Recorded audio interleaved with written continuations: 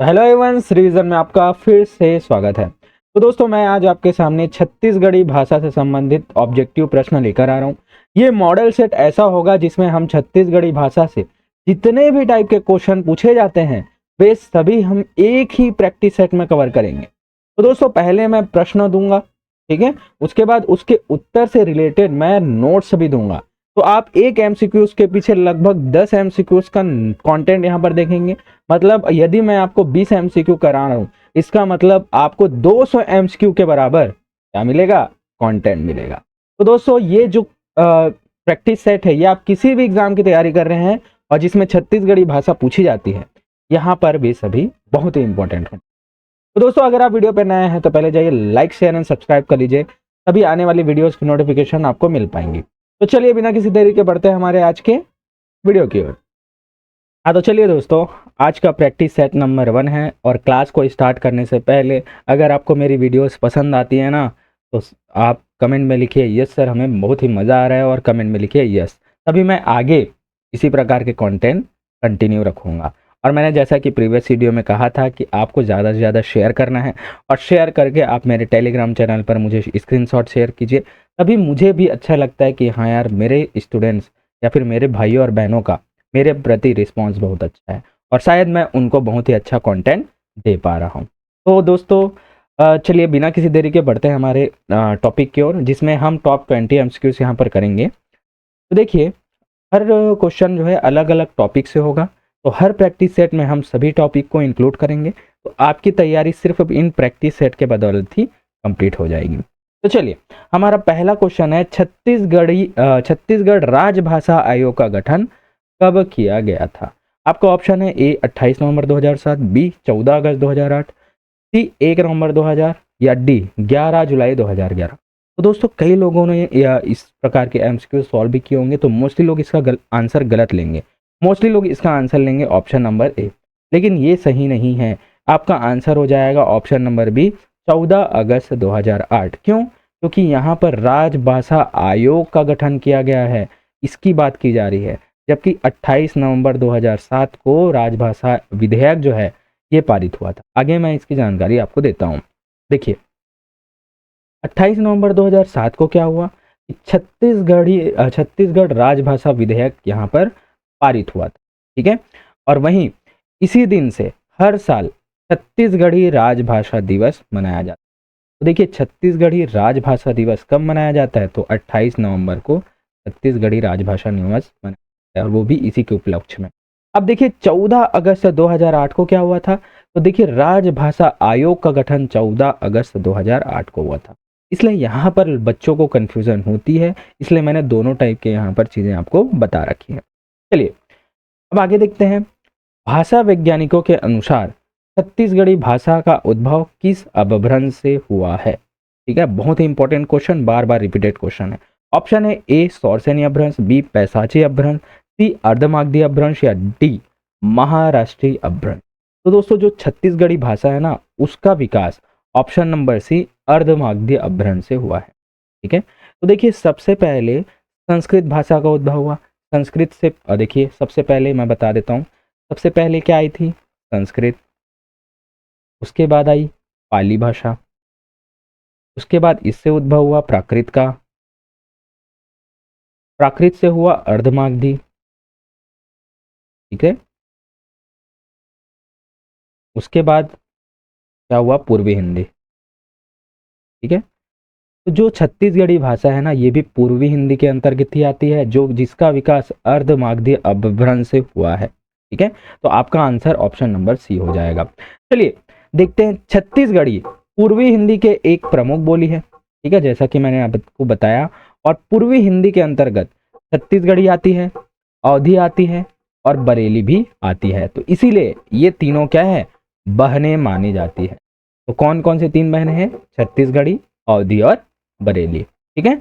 चलिए आगे देखते हैं। क्वेश्चन नंबर 3 है, सरगुजिहा बोली छत्तीसगढ़ के किस क्षेत्र में प्रमुख रूप से बोली जाती है? ऑप्शन है ए बस्तर संभाग, बी रायपुर संभाग, सी दुर्ग संभाग, या डी सरगुजा संभाग। तो दोस्तों, नाम से ही स्पष्ट है, सरगुजा से ही क्या बना है? सरगुजिहा। तो जाहिर सी बात है, इसका आंसर हो जाएगा ऑप्शन नंबर डी, ठीक है, सरगुजिया बोली सरगुजा संभाग में प्रचलित है। तो दोस्तों इससे रिलेटेड मैं आपको और जानकारी देने वाला हूं, क्योंकि हमारी एमसीक्यू क्लास ऐसी है जिसमें हम एक एमसीक्यू के पीछे 10 एमसीक्यू के बराबर कंटेंट देते हैं। ठीक है, चलिए। छत्तीसगढ़ में विभिन्न क्षेत्रों में स्थानीय बोलियां प्रचलित हैं जिनके बारे में हम देखेंगे, और सरगुजिया भी उनमें से एक है।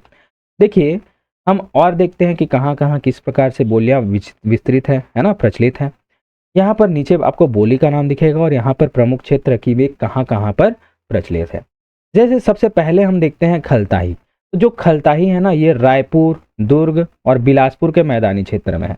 जैसे मैं ये छत्तीसगढ़ का मैप बनाया, ठीक है, इस प्रकार से मैं छत्तीसगढ़ का मैप बना लिया, ये इस प्रकार, ठीक है। तो जो खलताही है ना, ये रायपुर, दुर्ग और बिलासपुर के क्षेत्र में है। इसका मतलब ये इस प्रकार से इस क्षेत्र में खलताही प्रचलित है। ठीक है, अब देखते हैं सरगुजिया। सरगुजा जो है, सरगुजा सूरजपुर और बलरामपुर जिले के आसपास विस्तृत है। तो देखिए यहाँ पर अगर मैं देखूं तो सरगुजा है, सूरजपुर, इस प्रकार से सूरजपुर बलरामपुर के क्षेत्र में इस सरगुजिया बोली यहाँ पर विस्तृत है। अब देखते हैं लरिया बोली। तो लरिया जो है ये महासमुंद, रायगढ़ और सारंगढ़ के क्षेत्र में। देखिए यहाँ पर से रायगढ़, सारंगढ़ है ना, और ये महासमुंद के क्षेत्र में क्या है, लरिया बोली प्रचलित है। और फिर वहीं सदरी बोली, तो सदरी जो है जसपुर और उत्तरी रायगढ़ में प्रचलित है। तो देखिए यहाँ पर जो सदरी बोली है ना, ये जसपुर है और ये उत्तरी रायगढ़ इस क्षेत्र में प्रचलित है। ठीक है, अब हल्बी देखें तो हल्बी जो है बस्तर, कोंडागांव और दंतेवाड़ा क्षेत्र में है। इसका मतलब वो इस प्रकार से इस क्षेत्र में प्रचलित है। ठीक है, दक्षिण क्षेत्र में। और वहीं गोंडी बोली, ये है दक्षिण छत्तीसगढ़ के आदिवासी अंचल, मतलब ये जो दक्षिण छत्तीसगढ़ है यहाँ से, तो मोस्टली लोग यहाँ पर हल्बी क्या है, बोलते हैं। ठीक है, तो इस प्रकार से मैंने चीज़ों को समझाने की कोशिश की है। तो यहाँ से कौन सी बोली किस ओर प्रचलित है ये पूछा जाता है। ठीक है, चलिए आगे देखते हैं, नेक्स्ट देखते हैं। क्वेश्चन है छत्तीसगढ़ी भाषा की पहली फिल्म कौन सी है। आपका ऑप्शन है ए मोर छैया बुइहा, बी कही देवे संदेश, सी घर द्वार या डी मयारू भौजी। तो दोस्तों यहाँ पर दो मूवीज में मोस्टली लोगों को कंफ्यूजन होता है। क्या, एक तो मोर छैया बुइहा जिसका नाम हम बार बार सुनते हैं, और एक है कही देवे। तो दोस्तों छत्तीसगढ़ी भाषा की पहली फिल्म जो थी ना, ये 1965 में आई थी। कौन सी, कही देवे संदेश। तो ऑप्शन नंबर बी यहाँ पर करेक्ट होगा। मोर छैया बुइहा सन 2000 में आई थी, है ना, तो इसीलिए आपका आंसर हो जाएगा ऑप्शन नंबर बी, कही देवे संदेश छत्तीसगढ़ी भाषा की पहली फिल्म थी। देखिए, जो कही देवे संदेश थी ये 1965 में रिलीज हुई थी, और इसके निर्देशक निर्माता कौन थे, डायरेक्टर कौन थे, ये भी पूछा जाता है। इसके डायरेक्टर कौन थे, तो कौन थे, मनु नायक थे। ठीक है, और वहीं सन 2000 में रिलीज हुई थी मोर छैया बुइहा। ठीक है, और ये जो है सुपर हिट मूवी हुई थी। अगर आपने इस मूवी को देखा है तो कमेंट पे यस लिखे कि हाँ हमने देखा है, क्योंकि सुपर हिट मूवी हुई थी। इवन आज भी वो मूवी इतनी अच्छी लगती है, उसके सॉन्ग्स इतने पसंद है ना कि बॉलीवुड मूवीज के जो सॉन्ग्स है ना उनको भी टक्कर देता है। इतने सुंदर, इतना अच्छा यहाँ पर जो है डायरेक्शन या कंपोजन हुआ था। ठीक है, अब चलिए आगे देखते हैं। अब जनौला अर्थात पहेली से क्वेश्चन है। जनौला मतलब होता है पहेली। ठीक है, दिया है नान कुंटुरा कूद कूद के पार बांधे। चले इसका आंसर आप दीजिए कमेंट बॉक्स पे। ऑप्शन दिया है सुई धागा, बी मकड़ी, सी मेंढक या डी तीर। तो दोस्तों यहाँ पर आपका आंसर हो जाएगा ऑप्शन नंबर ए, नान कुंटुरा कूद कूद के पार बांधे। मतलब नान कुंटुरा की संज्ञा किससे है, सुई से है, और कूद कूद के मतलब ऐसे कपड़े को सिलाई करते हैं ना, इसलिए आपका आंसर हो जाएगा ऑप्शन नंबर ए, सुई धागा से यहाँ पर जनौला है। चलिए, जनौला का अर्थ क्या होता है। देखिए, छत्तीसगढ़ी लोक साहित्य में प्रचलित पहेलियां जो बुद्धि और तर्क का परीक्षण करती है, यही क्या है, जनौला है। व्याख्या यहाँ पर इस प्रश्न की देखें तो नान कुंटुरा किसको दर्शा रहा है, सुई को, और कूद कूद के पार बांधे इसका मतलब है वस्त्रों को सिलना। ठीक है, इसलिए हमने आंसर लिया है सुई धागा। अब चलिए इसका आंसर आप देंगे कि एक थारी में दू ठन अंडा, एक गरम तो एक ठंडा। चलिए इसका आंसर आप देंगे। मुझे उम्मीद है 100% लोग इसका आंसर, चाहे जैसा भी हो एटलीस्ट आंसर तो दो। फिर मैं आंसर आपको कमेंट बॉक्स पर बताऊंगा, ठीक है, क्योंकि यहाँ प्रैक्टिस मेरी नहीं आपकी हो रही है। और अगर वीडियो पसंद आया ना यार, कमेंट बॉक्स पे लिखे यस हमें आगे भी वीडियो चाहिए और मजा आ गया, ठीक है। यहाँ पर आपके कमेंट्स देख के मैं आगे वीडियो बनाने की कोशिश करता हूँ, अन्यथा क्या मतलब जब आपका रिस्पॉन्स ही उतना अच्छा नहीं है, ठीक है। चलिए आगे देखते हैं। क्वेश्चन नंबर 6 है, कान में तेल डालना, इस मुहावरे का सही अर्थ क्या है, ठीक है। ऑप्शन ए है कान की सफाई करना, बी ध्यान न देना, सी कान में दवा डालना, या डी चुगली करना।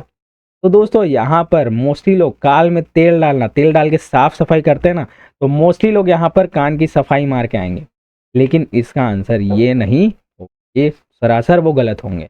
कान में तेल डाल का मतलब होता है ध्यान देना, ध्यान न देना, ठीक है। बोलते हैं ना ते है ना कान में तेल डाल के सुन, खबर की क्या तेहा ध्यान नहीं देवा था, इसलिए इस मुहावरे का प्रयोग यहाँ पर हुआ है, ठीक है। तो ध्यान न देना है कान में तेल डालना का सही, ठीक है। चलिए आगे देखते हैं इसका जो जानकारी है। मुहावरा आखिर क्या होता है? तो ऐसा वाक्यांश जो अपने सामान्य अर्थ को छोड़कर किसी विशेष अर्थ को बताता है। देखिए इसमें क्या बोला गया था, कान में तेल डालना, लेकिन रियल में उसका मतलब क्या हुआ, ध्यान न देना, मतलब अपना अर्थ को छोड़कर किसी विशेष अर्थ को बताता है, ठीक है। चलिए वाक्य में इसका प्रयोग क्या हुआ, जैसे मैं हा ओला बड़ समझाऊं, फिर ओहा कान में तेल डाल के बैठे, मतलब है ना ओला अतना में समझाओ ना कि अब वह काहे फिर भी कान में तेल डाल के बैठे हो, समझाए एक बार भी वह ध्यान नहीं देते, समझ में आया। तो यहाँ पर इस प्रकार से इसका प्रयोग होता है। जैसे और मैं देखूं कि 4 अतिरिक्त मुहावरे और कौन कौन से हैं, जैसे है अंग भरना, ठीक है। तो इसमें होता है घर में खुशला, सॉरी अंग भरना नहीं है, अंगना भरना है ना, मैं अभी क्या बोल रहा हूँ, अंगना भरना मतलब घर में खुशहाली आना, आंगन भर गया बोलते हैं ना, तो घर में खुशहाली आना। फिर देखते हैं गुड़ चीला होना, तो गुड़ चीला होने का मतलब होता है गहरी दोस्ती होना, बहुत गहरी दोस्ती, तो ये गुड़ चीला इन दोनों के बीच, ठीक है। छाती फाटना मतलब बहुत ही अरसा जीना, मतलब किसी का सिलेक्शन हो जाता है तो छाती फाटते हैं ना, ऐसा होता है, क्योंकि अब वो 3 इडियट्स वाला डायलॉग आपने सुना ही होगा कि जब दोस्त को सफलता मिलती है तो और बुरा लगता है, मतलब छाती फाटना होता है ना। चलिए लोटा धरना, तो सेवा टहल करना या खुशामत करना, मतलब किसी का खुशामत करना, ये जी आओ भगत करना बहुत, ठीक है, कि ये काम को कर दो जी जल्दी जल्दी, तो ये होता है लोटा धरना, ठीक है। इस प्रकार से एक के पीछे मैंने और बहुत सारे जानकारी दी है। चलिए आगे बढ़ते हैं। क्वेश्चन नंबर 7 है, जेकर हाथ में लौठी तेखर हाथ में भैंसी, इस हाना अर्थात कहावत का मतलब क्या है, तो याद रखना है आपको, हाना का मतलब क्या होता है, ठीक है, हाना का मतलब होता है कहावत।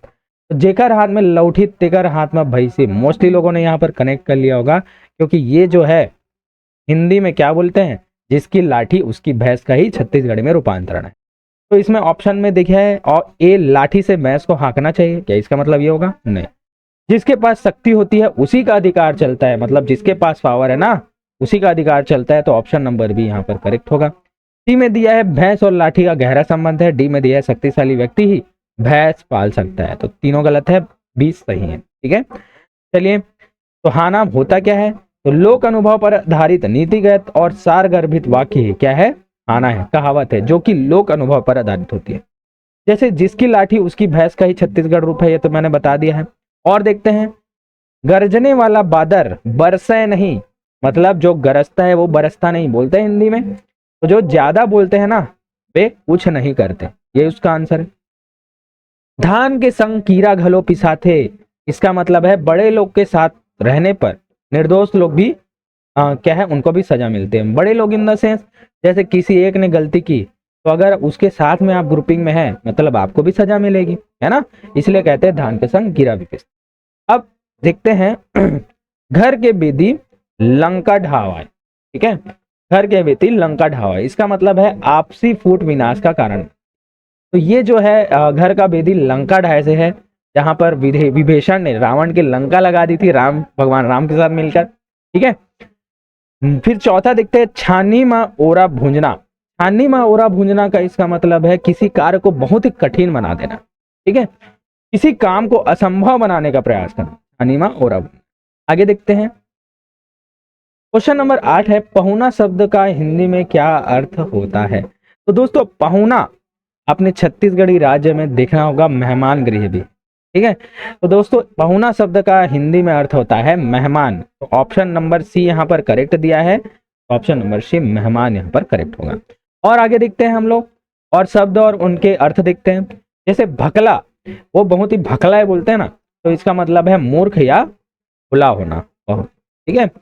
जतका, जतका का मतलब होता है जितना, तोला जतका चाहिए वो उतना ले जा, जितना चाहिए वो उतना ले जा। उसरना, उसरना का मतलब होता है जल्दी करना या उतावला होना, ठीक है, बहुत जल्दी जल्दी करता है। फिर आता है मितान, देखिए मितान का मतलब होता है मित्र, या फिर मितान बंधते हैं ना गांवों में, आपने देखा होगा कि वो मोर मितान है, तो ये एक प्रकार से क्या है, प्रथा भी है। ओरी, ओरी का मतलब होता है बहाना, ते अब्बड़ ओरी मारता, मतलब बहाना है, ठीक है। चलिए आगे देखते हैं। वर्दी, वर्दी शब्द किस प्रकार की संज्ञा का उदाहरण है? देखिए संज्ञा के प्रकार भी मैंने बता रखे हैं, जिस प्रकार से इंग्लिश में बताया ना उसी प्रकार से हिंदी में भी होता है, उसी प्रकार से छत्तीसगढ़ी में भी होगा। देखिए वर्दी, वर्दी से आप क्या समझ रहे हैं? समूह की बात की जा रही है, मतलब वर्दी में आदमी मन जाते हैं, मतलब एक से अधिक व्यक्ति यहाँ पर जुड़ रहे हैं, इसका मतलब होता है समूह से। तो समूह से है इसका मतलब, तो ऑप्शन नंबर डी यहाँ पर ये कौन सा होगा, समूहवाचक संज्ञा ही होगा, ठीक है। चलिए मैं आ गए और आपको बताता हूं एग्जाम्पल। जिस संज्ञा शब्द से वस्तुओं या प्राणियों का समूह का बोध हो वो क्या कहलाता है, समूहवाचक संज्ञा। वर्दी का अर्थ क्या होता है, गाय बैलों का झुंड। ये क्वेश्चन पूछा जाता है कि वर्दी का अर्थ क्या होता है, प्रीवियस ईयर क्वेश्चन ही मैंने यहाँ पर उठा के लाया है ना, इसको आप याद रखिएगा। तो वर्दी का अर्थ है गाय या बैलों का। अन्य उदाहरण देखें तो गोंदा, गोंदा भी क्या है, समूहवाचक संज्ञा है, जिसका मतलब होता है गुच्छा, जैसे चाबी गोंदा, चाबियों का गुच्छा। फिर होता है झुंड, झुंड का मतलब होता है भीड़, मनुष्यों की भीड़। एक होता है गरोह, है ना, गरोह का मतलब होता है गिरोह, ये भी क्या है, समूहवाचक संज्ञा है। गिरोह को ही छत्तीसगढ़ में क्या कहते हैं, गरोह कहते हैं, क्योंकि ये तीनों ही समूहवाचक संज्ञा के उदाहरण है। आगे देखते हैं। कौन हाँ आए है, इस वाक्य में कौन सा, कौन, ये जो कौन है ना, कौन, ये कौन सा सर्वनाम है? सर्वनाम क्या होता है, जो संज्ञा के बदले आता है। तो बताइए सर्वनाम का प्रकार कौन सा है? ऑप्शन ए है निश्चयवाचक, बी है अनिश्चयवाचक, सी है प्रश्नवाचक, या डी संबंधवाचक। तो दोस्तों आप स्पष्ट से समझ पा रहे हैं यहाँ पर कौन हाँ आए, कौन का मतलब यहाँ पर पूछ रहा है कौन आया है, इसका मतलब ये क्या है, प्रश्नवाचक क्या है, सर्वनाम है। यहाँ पर प्रश्न पूछा जा रहा है, इसलिए ऑप्शन नंबर सी यहाँ पर करेक्ट होगा। देखिए इसकी जानकारी देखते हैं। प्रश्नवाचक सर्वनाम क्या है, जिन सर्वनामों का प्रयोग प्रश्न पूछने के लिए किया जाता है। छत्तीसगढ़ी में कौन या फिर का प्रयोग किया जाता है ना, प्रश्नवाचक बनाने के लिए। जैसे ते का खात है, मतलब तुम क्या खा रहे हो, है ना। कौन हा खावत है, मतलब कौन खा रहा है। ये सभी क्या है, प्रश्नवाचक सर्वनाम के उदाहरण है। चलिए आगे देखते हैं। क्वेश्चन है, ये आमा हा अब्बड़ मीठ है। बहुत ही अच्छा क्वेश्चन है, बहुत लोग गलती करेंगे। ये आमा हा अब्बड़ मीठ है, वाक्य में विशेषण शब्द कौन सा? विशेषण क्या है, जो क्या है, संज्ञा की विशेषता बताता है, ठीक है। चलिए ऑप्शन है ए ये, बी आमा, सी अब्बड़, या डी मीठ, ठीक है। तो विशेषता कौन बता रहा है? देखिए यहाँ पर जो संज्ञा है वो क्या है, आमा। अब इसका विशेषता कौन क्या है कि ये आमा क्या है, मीठ है। तो मीठ क्या हो जाएगा यहाँ पर, विशेषण, विशेषण, ठीक है। आम बहुत ही मीठा है, तो आपका आंसर हो जाएगा ऑप्शन नंबर डी। लेकिन एक होता है विशेषण, एक होता है प्रविशेषण। इसका मतलब होता है विशेषण की भी विशेषता बताए, ठीक है। तो देखिए आप यहां पर देखेंगे अब्बड़, अब्बड़ क्या है, ये मीठा का विशेषता बताता है। वो मीठा तो है लेकिन बहुत ही ज्यादा मीठा है, इसलिए अब्बड़ क्या है, यहाँ पर प्रविशेषण है, प्रविशेषण, ठीक है, प्रविशेषण। इसे आपको समझना होगा। एक विशेषण पूछता है, एक प्रविशेषण। तो चीजें मैंने बता दी। आमा का विशेषता मीठा बता रहे, मीठ का बता रहे, और मीठ की विशेषता अब्बड़ बता रहे, ठीक है। चलिए आगे देखते हैं। देखिए सभी चीजें मैंने यहाँ पर बता दी हैं, है ना। विशेषण क्या होता है बता देता हूँ। जो शब्द संज्ञा की विशेषता बताए, यहाँ मीठ अर्थात मीठा शब्द आम अर्थात आम, आमा की विशेषता बता रहे, और यह क्या है, गुणवाचक विशेषण है, उसका गुण को बता रहे। वहीं अब्बड़ शब्द मीठ की भी विशेषता बता रहे। तो कैसे, कितना मीठा, बहुत मीठा, इसलिए ये क्या है, प्रविशेषण है। लेकिन यहाँ पर हमको विशेषण की बात की गई थी, इसलिए हमने आंसर लिया है चलिए अब आते हैं क्वेश्चन नंबर 12 में। गौंतियार पड़ोसी शब्द का, गौंतियार का मतलब होता है पड़ोसी। इस शब्द का स्त्रीलिंग क्या होगा? स्त्रीलिंग की बात करते हैं, ठीक है। ऑप्शन ए है गौंतियारिन, बी गौंतिंग, सी गौंतियाइन या डी गौतिया। तो देखिए दोस्तों, यहाँ पर आर दिया है ना, आर, तो इसको इन लगाकर क्या बनाते हैं हम? स्त्रीलिंग में बनाते हैं मोस्टली इस प्रकार के वर्ड। तो गौंतियार मतलब पड़ोसी का जो स्त्रीलिंग हो जाएगा वो ऑप्शन नंबर बी गवंतीन होगा। चलिए आगे और हम देखते हैं और कौन कौन से शब्द हैं। देखिए छत्तीसगढ़ी में आर से अंत होने वाले कुछ पुल्लिंग शब्दों का स्त्रीलिंग इन प्रत्यय लगाकर बनाया जाता है। जैसे एग्जाम्पल देखते हैं, साहू, या फिर इसका क्या हो जाएगा साहिन, या फिर इसे क्या बोलते हैं तेली, तो तेली का क्या हो जाएगा स्त्रीलिंग? तेलिन। वहीं ठाकुर का हो जाएगा ठकुराइन, गुरु का हो जाएगा गुरुआइन, डोम का हो जाएगा डोमिन। तो देखिए इन लगाकर यहाँ पर क्या बनाया जाता है? क्या बनाया जाता है? स्त्रीलिंग बनाया जाता है। नेक्स्ट देखते हैं, छेरी। छेरी का मतलब होता है बकरी, तो इस शब्द का बहुवचन रूप क्या होगा? ऑप्शन ए है छेरिया, बी है छेरी सब, सी है छेरी मन, तो डी है छेरी गन। तो दोस्तों मोस्टली यहाँ पर बहुवचन मन लगाकर बनाया जाता है, इसलिए ऑप्शन नंबर सी होगा छेरी मन। तो छेरी शब्द का बहुवचन छेरी मन होगा। चलिए देखते हैं, छत्तीसगढ़ी में बहुवचन बनाने का सबसे सरल और प्रचलित नियम कौन सा है? संज्ञा के बाद में क्या है? मन जोड़ना, ठीक है। जैसे एग्जाम्पल में देखिए, मास्टर, मास्टर का बहुवचन हो जाएगा मास्टर मन, टूरी, टूरी का हो जाएगा टूरी मन, लड़का तो लड़का मन, लइका, लइका मन। इस प्रकार से मन लगाकर क्या होता है? बहुवचन बनाया जाता है। नेक्स्ट देखते हैं, मैं काली बिलासपुर जाऊं, यह वाक्य किस काल का है? ऑप्शन नंबर ए है सामान्य वर्तमान काल, बी सामान्य भूतकाल, सी सामान्य भविष्यत काल या डी अपूर्ण वर्तमान काल। तो देखिए यहाँ पर बोला जा रहा है मैं काली बिलासपुर जाऊं, मतलब मैं कल बिलासपुर जाऊंगा, इसका मतलब क्या हो जाएगा? ऑप्शन नंबर सी एक करेक्ट होगा, जो कि सामान्य भविष्य काल को बता रहा है, ठीक है। चलिए आगे देखते हैं, सामान्य भविष्यत काल क्या है? क्रिया के जिस रूप के कार्य के भविष्य में सामान्य ढंग से होने का पता चलता है कि वो भविष्य में वो कार्य होगा, तो ये क्या है? सामान्य भविष्यत काल है। और इसमें आपको वाक्य के अंत में क्या दिखेगा? क्रिया के अंत में हूं दिखेगा, पे दिखेगा और ही दिखेगा। तो क्रिया के अंत में हूं, पे, ही दिखेगा। जैसे एग्जांपल, ते यहाँ कब आबे, आबे आ गया, इसका मतलब ये भविष्यत काल है। ओह चिट्ठी लिख ही मतलब अभी लिखने वाला है, लिखी भविष्य में लिखी, तो ये क्या है? भविष्यत काल है, ठीक है। चलिए आगे देखते हैं, अनदेखा शब्द में कौन सा उपसर्ग लगा है? तो देखिए एक होता है उपसर्ग, एक होता है प्रत्यय। जो संज्ञा के सामने में लगता है वो क्या है? उपसर्ग, जो बाद में लगता है वो क्या है? प्रत्यय। तो देखिए, तो कौन सा है यहाँ पर उपसर्ग? अन, अन या अनदेख। तो अनदेखा में जो उपसर्ग लगा है वो लगा है अन। तो देखिए यहाँ पर दो प्रकार के आपको अ और न दिख रहे हैं, ठीक है। तो आपका आंसर हो जाएगा ऑप्शन नंबर सी अन। अन जो है वो आपका क्या हो जाएगा? करेक्ट आंसर होगा, ये उपसर्ग है, ठीक है। चलिए, तो उपसर्ग क्या होता है? जो शब्दांश शब्द के आरंभ में जुड़कर क्या है? नया अर्थ देते हैं। अनुपसर्ग का अर्थ क्या होता है? नहीं या अभाव। जैसे आप देखेंगे अनपढ़, तो जो पढ़ा लिखा नहीं है ना, तो अन का मतलब क्या हो जाएगा? नहीं, तो अनपढ़ हो जाएगा पढ़ा लिखा नहीं। अनगिनत, जिसे गिना ना जा सके। अनजान, जिसे गाया ना गाओ। तो दोस्तों अन आपको क्या है? उपसर्ग के रूप में याद रखना है। चलिए आगे देखते हैं, खटिया, खटिया शब्द में कौन सा प्रत्यय है? तो देखिए ऑप्शन नंबर ए है या, बी है या, सी है टिया या डी है आ। तो दोस्तों खटिया शब्द में ना ऑप्शन नंबर बी इया यहाँ पर प्रत्यय है, तो इसे आपको याद रखना है। नेक्स्ट देखते हैं, प्रत्यय जो शब्दांश शब्द के अंत में जुड़कर उसका क्या है? नया अर्थ देते हैं। मूल शब्द खाट में जब हम इया जोड़ेंगे ना, तो क्या बन गया? खटिया, जो कि छोटी खाट का बोध कराता है। छोटा सा रहता है खटिया, मोस्टली छत्तीसगढ़ी लोग हम लोग यूज करते हैं, है ना, बहुत ही आरामदायक होता है। तो इया प्रत्यय से और कौन सा बनता है? जैसे लोटा, लोटा का क्या बन जाता है? लुटिया, मतलब छोटा लोटा, ठीक है। तो इया प्रत्यय को आपको याद रख।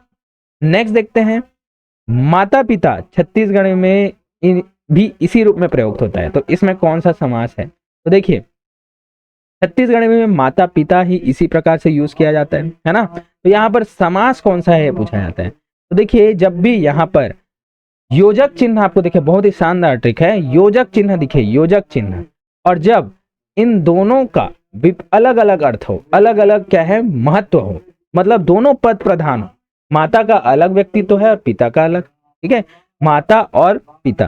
तो इस प्रकार से योजक चिन्ह से ही आप समझ सकते हैं कि ये क्या है, द्वंद्व समास है। तो ऑप्शन नंबर बी यहाँ पर करेक्ट होगा। जहां पर योजक चिन्ह दिखे और दोनों पद खुद में प्रधान हो तो यहाँ पर क्या होता है, द्वंद्व समास होता है, ठीक है। चलिए, द्वंद्व समास क्या है, जिस समास के दोनों पद प्रधान होते हैं तथा विग्रह करने पर औ या अथवा लगता है।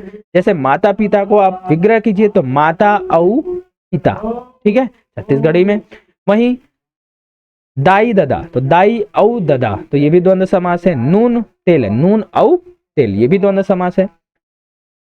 भाई बहनी, तो ये भी क्या है, द्वंद्व समास है, ठीक है। तो भाई औ बहनी। द्वंद्व और द्विगु में मोस्टली लोग को कंफ्यूजन होता है। तो जो द्विगु होता है ना वो काउंटेबल वाला होता है, जिसको हम गिनते हैं, है ना, तो वहां पर द्विगु समास होता है। और मैं आगे प्रैक्टिस सेट में सारी चीजों को बताऊंगा, समास का सभी टाइप में कवर कराऊंगा, टेंशन नहीं लेना है। चलिए, क्वेश्चन नंबर 18 है, रुख ले पाना झरगे। तो इस वाक्य में रुख ले में कौन सा कारक है, बहुत ही शानदार क्वेश्चन है, ठीक है। 8 प्रकार के कारक आपने देखे होंगे, सुने होंगे। तो कर्ता ने कर्म को करण से संप्रदान के लिए अपदान से, ये सभी चीजें आपने समझी होगी, हिंदी में ये सभी चीज हम पढ़ते हैं। तो यहाँ पर बात की गई है कि रुख ले पाना झरगे, तो रुख ले क्या है, यहाँ पर आपको कारक बताना है। तो देखिए, रुख ले पाना झरगे, पाना का मतलब होता है पत्ता, मतलब जो रुख है ना, साग से पत्ता क्या हो रहा है, अलग हो रहा है। तो जहां पर अलगाव की भावना आती है, जहां पर अलगाव की भावना आती है वहां पर कौन सा कारक होता है, अपादान कारक होता है। इसलिए ऑप्शन नंबर सी यहाँ पर करेक्ट होगा। देखिए, करण का मतलब भी होता है करण से, ठीक है, अपदान का मतलब भी होता है से, लेकिन अपदान में क्या है, अलग होने की भावना होती है, जबकि करण से का मतलब होता है किसी से आप काम कर रहे हैं, किसी का यूज करके आप काम कर रहे हैं, ठीक है। आगे हम आपको और यहाँ पर एग्जाम्पल देंगे। जैसे देखिए, अपदान कारक के बारे में मैंने क्या बताया, जब संज्ञा के किसी रूप से एक वस्तु का दूसरी वस्तु से अलग होना पाया जाए, इसमें विभक्ति चिन्ह ले या से होता है। तो छत्तीसगढ़ी में ले का यूज करेंगे, हिंदी में से का यूज करेंगे, ठीक है। जैसे पाना मतलब पत्ता, रुख हतना पेड़ से क्या है, अलग हो रहा है, ठीक है। करण कारक में क्या है, इसमें भी ले का प्रयोग होगा, मतलब से का प्रयोग होगा, लेकिन यहां पर क्या हो जाएगा, मैं हाथ ले लिखे हूं, मतलब मैं हाथ से लिखा हूं। यहां पर अलगाव की भावना हो रही है क्या, वहां पर यह बताया जा रहा है, उस दोनों के बीच में संबंध बताया जा रहा है कि मैं इसके द्वारा लिखता हूं, ठीक है। तो यहां ले जो है साधन के रूप में हो रहा है, जबकि अलगाव के रूप में अपादान कारक में। तो अलगाव के रूप में अपादान कारक का यूज करते हैं, जबकि साधन के रूप में हम करण कारक का यूज करते हैं, ठीक है। चलिए आगे देखते हैं। क्वेश्चन नंबर 19 है, इनमें से सकर्मक क्रिया का उदाहरण कौन। सकर्मक से नाम से स्पष्ट है जिसमें कर्म हो, कर्म प्रधान, ठीक है। आगे मैं आपको बताऊंगा, इसमें बहुत ही इजी है। ऑप्शन नंबर ए है लइका हंसत है, बी है नदिया बहावत है, सी है राम हा भात खावत है, या डी है चिरई हा उड़त है। तो देखिए यहाँ पर इसमें कर्म है कि नहीं, ये सभी पहचानने के लिए बस इसमें प्रश्न पूछना होता है। मतलब कौन हा भावत भात खावत है, कौन कौन का आपको प्रयोग करना है, कौन भावत खावत है। तो देखिए यहाँ पर कौन भात खावत है, राम हा भात खावत है। लेकिन आप इसमें देखेंगे लइका हंसत है, लइका हंसत है, तो यहां पर भी आप बोल सकते हैं कि कौन हंसत है, लइका हंसत है, लेकिन इसका मतलब सकर्मक क्रिया नहीं होता। सकर्मक क्रिया का मैं आपको जो है परिभाषा बताता हूं, तब आप चीजों को यहां पर समझ पाएंगे। सबसे पहले इसका आंसर ले लेते हैं हम ऑप्शन नंबर सी, राम हा भात खावत। कैसे हुआ अभी मैं आपको बताता हूं। देखिए, सकर्मक क्रिया आखिर होती क्या है। तो देखिए, जिस क्रिया का फल कर्ता पर ना पड़कर, कर्ता मतलब जो कर्म को कर रहा है उस पर ना पड़कर कर्म पर पड़ता है, मतलब जो कार्य किया जा रहा है उस पर प्रभाव पड़ता है ना। जैसे मेरे द्वारा आम तोड़ा गया, ठीक है, तो मैं जो प्रभाव है ना मुझ पर ना पड़कर उस तोड़ने वाली प्रक्रिया पर क्या है, प्रभाव पड़ता है, तो उसे क्या कहते हैं, सकर्मक क्रिया। तो इसकी पहचान क्या है, क्या या किसको प्रश्न से करनी हो। जैसे राम क्या खा रहा है, राम क्या खा रहा है, यहाँ पर आप क्वेश्चन कर रहे हैं तो आप उत्तर दे सकते हैं क्या, कि वो भात खा रहा है। इसका मतलब ये क्या है, कर्म है। भात क्या है, कर्म है। क्या खा रहा है, भात खा रहा है। तो यहाँ पर क्वेश्चन पूछ के ही आपको आंसर मिलता है। जैसे लड़का हंस रहा है, लड़का हंस रहा है, यहाँ पर पूछा ना लड़का हंसा थे, तो यहाँ पर हम क्या क्वेश्चन करते हैं, क्या हंस रहा है, क्या हंस रहा है, लड़का। तो यहाँ पर से इतना स्पष्ट आंसर हमको नहीं मिल पाता, जहां पर है ना, जहां पर जो व्यक्ति कर्ता पर इसका प्रभाव ना पड़कर किस पर पड़ता है, कर्म पर पड़ता है। तो ऊपर में कर्म तो है ही नहीं, ठीक है। तो देखिए नदी बह रही है, इसका मतलब क्या है, यहाँ पर नदियां बहावत है। तो यहाँ पर आप कर्म देखिए, कर्म क्या यहाँ पर है, नहीं। लेकिन अगर आप राम भात भावत है में देखेंगे ना, तो यहाँ पर भात आपको स्पेशल से कर्म दिख रहा है। देखिए ये जो सकर्म का कर्म क्रिया का है ना, एक विशेष टॉपिक मैं लेकर आऊंगा जिसमें आप और अच्छे तरह से इन चीजों को समझ पाएंगे। चलिए आगे देखते हैं। क्वेश्चन नंबर 20 है, वाह कत का सुघ्घर फूल है। तो यह अर्थ के आधार पर किस प्रकार का वाक्य है, ये आपको बताना है। देखिए कत का सुघ्घर फूल है, ऑप्शन है ए प्रश्नवाचक वाक्य, बी आज्ञावाचक वाक्य, सी इच्छावाचक वाक्य, या डी विस्मयादिबोधक वाक्य। तो दोस्तों इसका आंसर आप देंगे 100%, इसका आंसर मुझे मिलेगा, मुझे ये गारंटी है, क्योंकि इसी प्रकार के क्वेश्चन मैंने इंग्लिश में करा रखे हैं, ठीक है। विस्मयादिबोधक का मतलब होता है इंग्लिश में एक्सक्लेमेटरी, ठीक है। और एक्सक्लेमेटरी को मैंने बता रखा है कि किसे कहते हैं, किस प्रकार से पहचानना है, कैसे होता है, ठीक है। उम्मीद है इसका आंसर आप 100% देंगे। और आपको ये वीडियो कैसी लगी यार, ज़्यादा से ज़्यादा मुझे बताइए, तभी मैं आगे इसकी और प्रैक्टिस सेट लेकर आऊँगा।